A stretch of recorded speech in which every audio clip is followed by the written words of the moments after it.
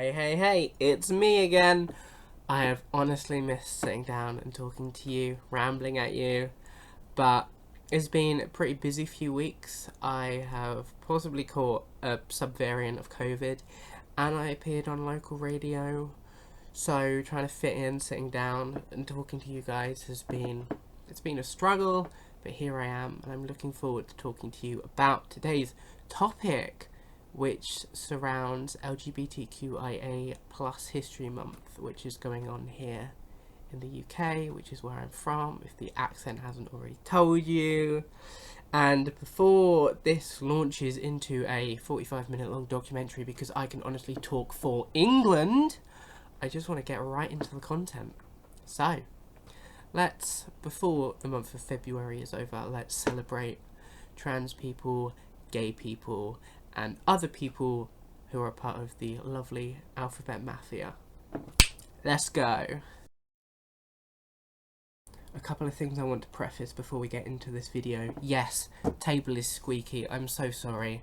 Please put up with it. I hope that the content justifies the squeakiness that I can't do anything about. Unless somebody wants to buy me some WD-40. That'd be great. The second thing I want to preface is that the people I will be speaking about in this video are just my personal favourite people. I like TV, I like films, I like music.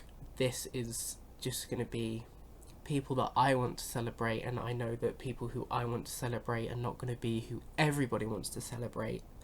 But even I found out some stuff about some people that I loved while I was researching this video, so hopefully I'll be able to teach you, enlighten you about some amazing people who are a part of the LGBTQIA plus community. Alphabet Mafia. Why didn't I just say Alphabet Mafia? And the third thing is that we don't do professionality around these parts. We're all friends, we all get along together. It's casual, it's relaxed. Stick me on in the background whilst you go and play Minecraft or read a book if you're one of those people. I have made notes on this, like I did for my last video, I think. So I will be reading off of my notes, off of my phone. I hope that's okay. Please just sit back, relax, make a coffee, cup of tea, just listen and celebrate. Let's celebrate together because we are family and we are the Alphabet Mafia. Okay, so as I said on local radio, I had an idea for a trans talk video where I take the LGBTQIA plus moniker name that we've got, and I find a person for every letter of the title thing, whatever it's called. There is a word. I'm studying English at uni. I should know what that is. I don't. But I wanted to take a person from each letter and just do a little spiel about them. So we're going to talk about a lesbian, a gay person, a bisexual person, a trans person, an intersex person, a asexual person, and a pansexual person. So there's a lot to get through in this video. So let's just jump right in. The lesbian that I've decided to talk about for this video is Scanley Toksvig. If you live in the UK or America, you might know her as the presenter of the Great British Bake Off for 4 years. Currently, she presents QI on BBC Two, I think. And I'm a massive nerd. I would watch QI whilst I eat my lunch to learn stuff. So if I was at a pub quiz and they asked an obscure question, I could give an obscure answer because QI is the place for that.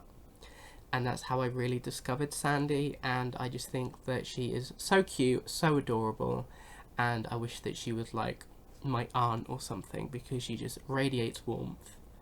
She also has a thing on QI called a Randy Scandy, where she talks about a random Scandinavian person, so I guess that makes Sandy Toksvig our Randy Scandy.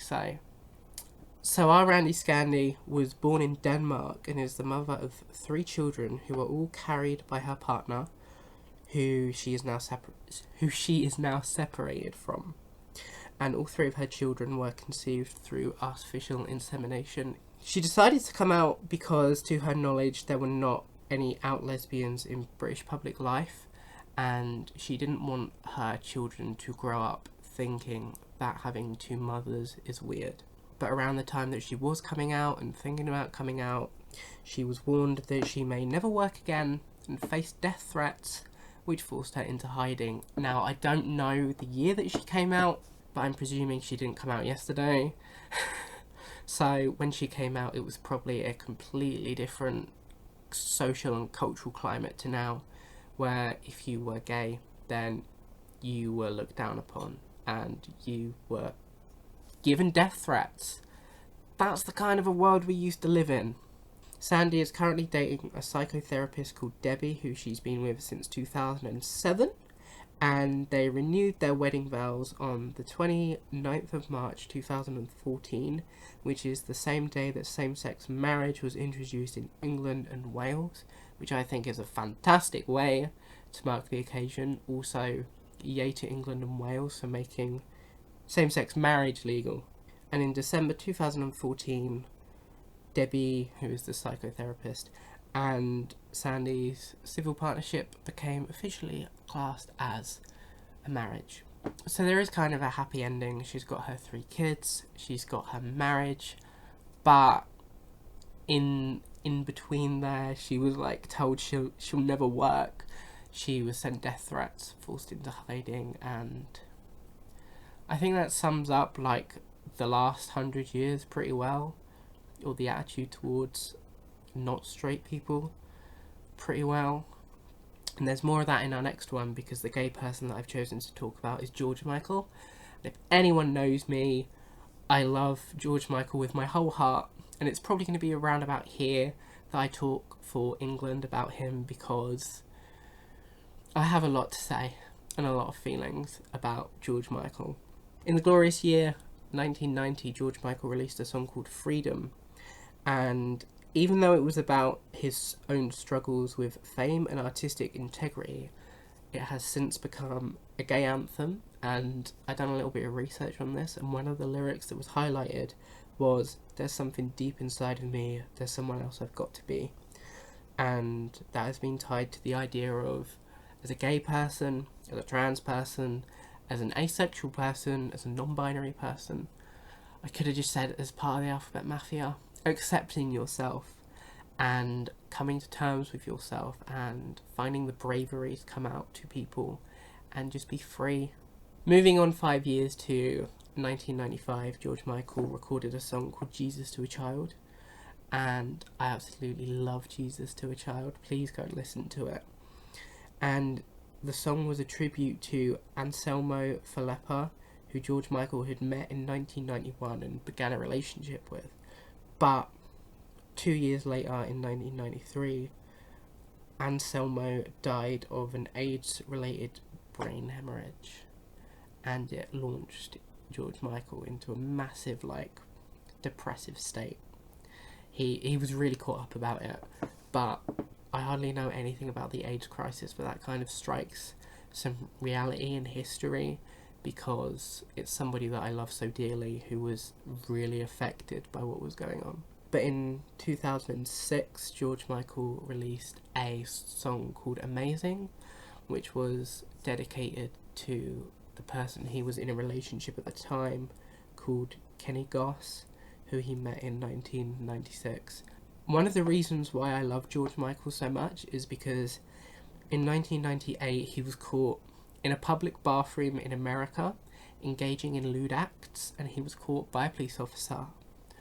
Then he decided, you know what, let's have some fun with this, and he released a song called Outside, which is about doing the devil's tango outside, and the music video is set in a bathroom.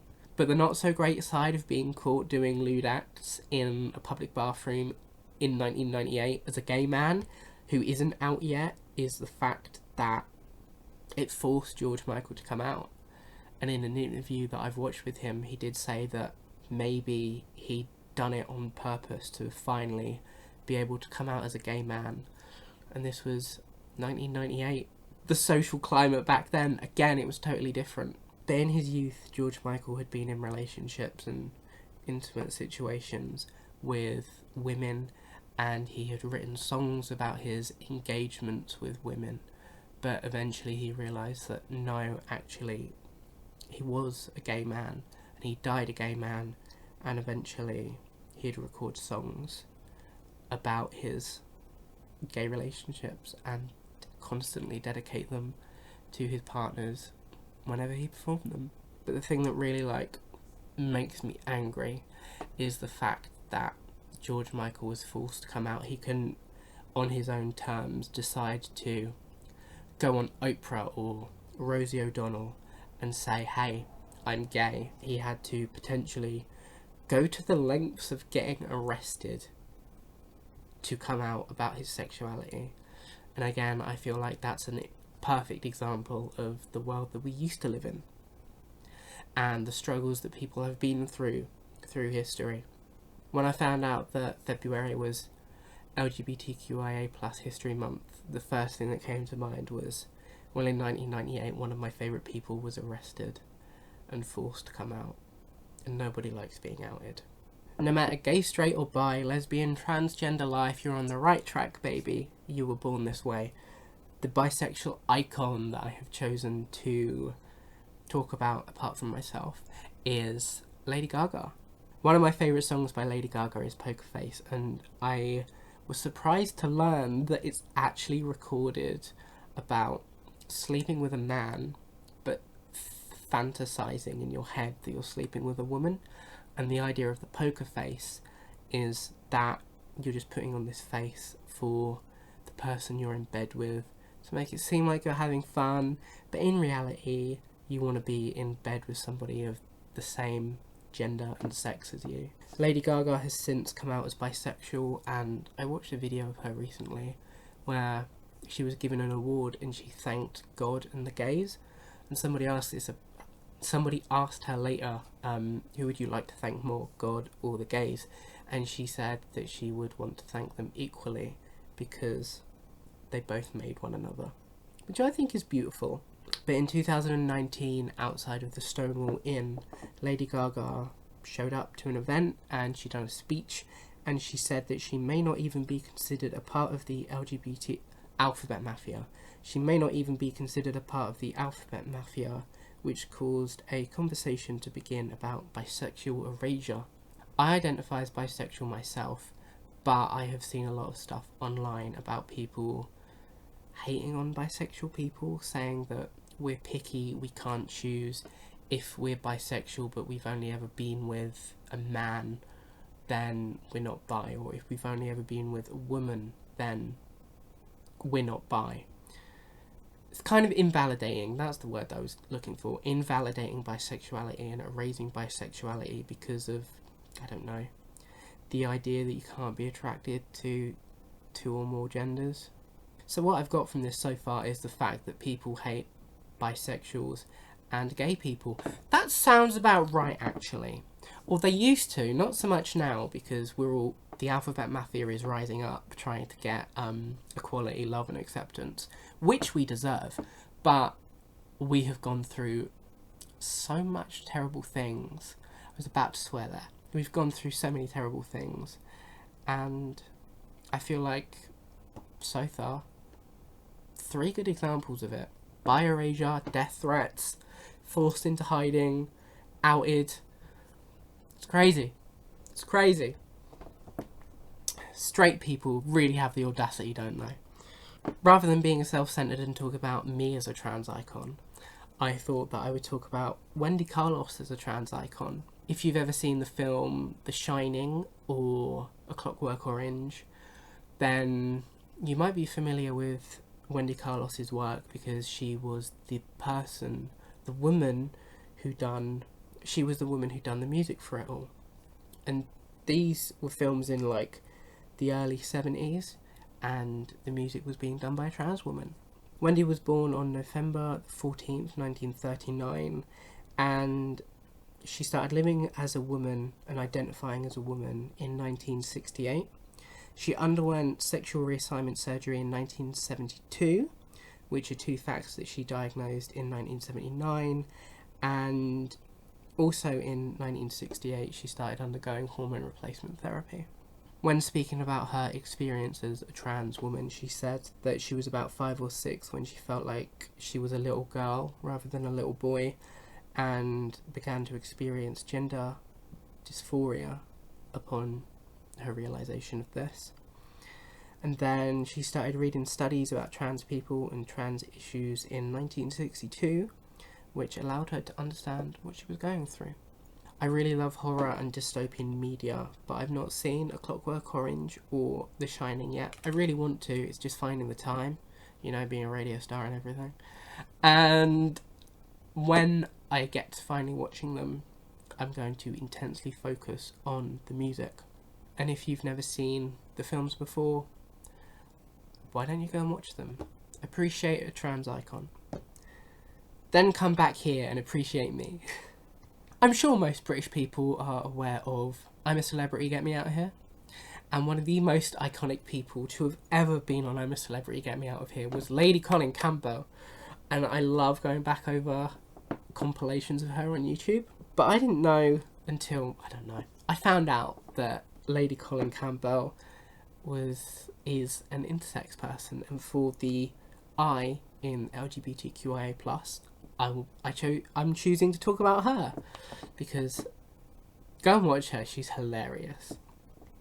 So, I'm not going to explain what intersex is, because I feel like talking about Lady Colin Campbell will enlighten you as to what it is, or you can figure it out for yourself. You have a Google machine. Use your Google machine. So Lady C was born with a fused labia and a deformed clitoris, and she was assigned male by the doctors at birth, and she ended up being called George. By the time she began puberty at 13, she began to grow breasts and her hips began to widen, but she was forced to undergo male hormone injections. Again, we're not being nice to these alphabet mafia people, are we? Forcing someone to take hormone injections when they probably didn't want to. I'm not trying to speak for her, but just the idea of forcing somebody who, I'm not even going to get into that because somebody will come for me. I hope you realise what I'm trying to say. But when Lady C turned 21, she finally had corrective surgery to begin living life as a woman named Georgia. I was shocked to find out that her name is Georgia and not Lady Colin Campbell. And that comes from her husband. Her husband's name is Colin Campbell, and she's like an aristocrat of British society. She was born in Jamaica. It's quite weird to think that in 2022 we still have aristocrats. That's such a Victorian concept. But yeah, Lady C, she should be a comedian. She could just speak and it'll crack you up. But she's also an intersex icon. Everyone I'm talking about is an icon. Gay people are icons. There is no limit to Isaac's genius. Isaac Newton, known for developing the theory of gravity and the laws of motion. This blew me away. The A in the Alphabet Mafia name stands for asexual, aromantic and agender. And I didn't know what one to talk about, so I googled it. I googled asexual. And the most interesting or the most shocking one that came up was Isaac Newton, who was alive in the 1600s, late 1600s, I don't know. But this is a long time ago. And he's the guy who sat under a tree and an apple fell on his head and he was like, we've got something here. That Isaac Newton. And like I said, there's no limit to Isaac's genius. The Alphabet Mafia was not a thing when Isaac was alive, so he never publicly came out to say what his sexual orientation was. But as history has gone on, and thankfully the world is becoming more accepting of him, we have kind of labelled him as asexual. Because he never declared any sexual orientation publicly, he never married, and he was not known to have any romantic partnerships. It has been reported, however, that one of his friends tried to set him up with a woman, which then caused him extreme stress and possibly triggered his nervous breakdown in 1693. Apparently he had a mental breakdown in 1693. Should have fact-checked that, but there's a lot already to cram into this. Again, the Google machine. A journalist called Christopher Hitchens has said that Isaac Newton clearly hated women, may well have died a virgin, and was terrified of sex.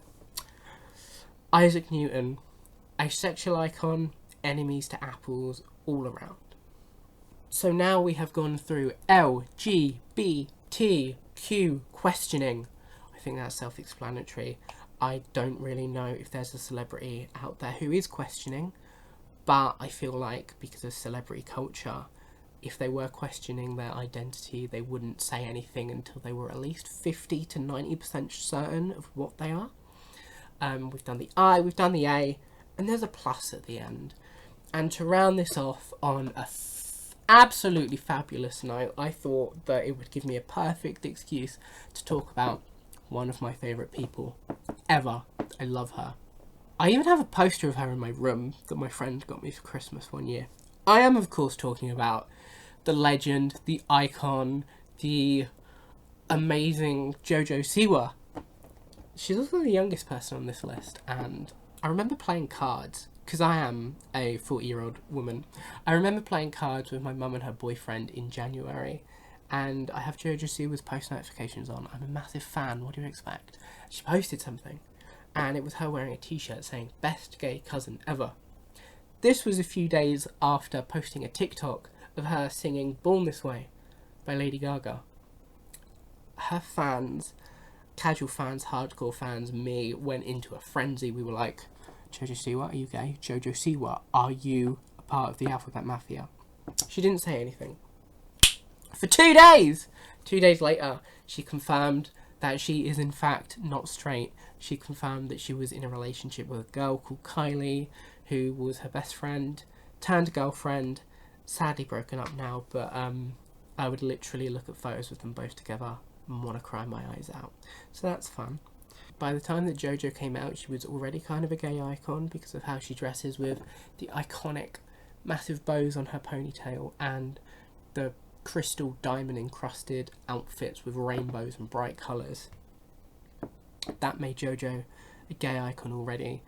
As I said, she posed with her best gay cousin ever t-shirt, and then she came out 2 days later, and finally she said that she labels herself as pansexual, probably because, and I love this, I feel this as well, even though I label myself as bi, I feel this.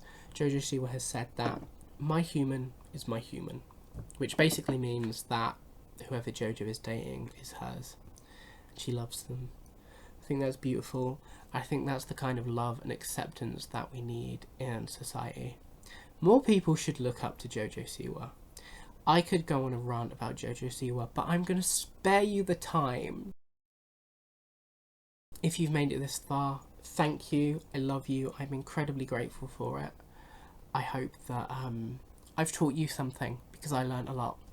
I hope that I have inspired you to go and watch A Clockwork Orange, or listen to Jesus to a Child, or made Lady C your favourite person. As part of the Wellbeing Champions, me and a couple of other Wellbeing Champions were able to interview Sandy Martin, a former Labour MP who is gay.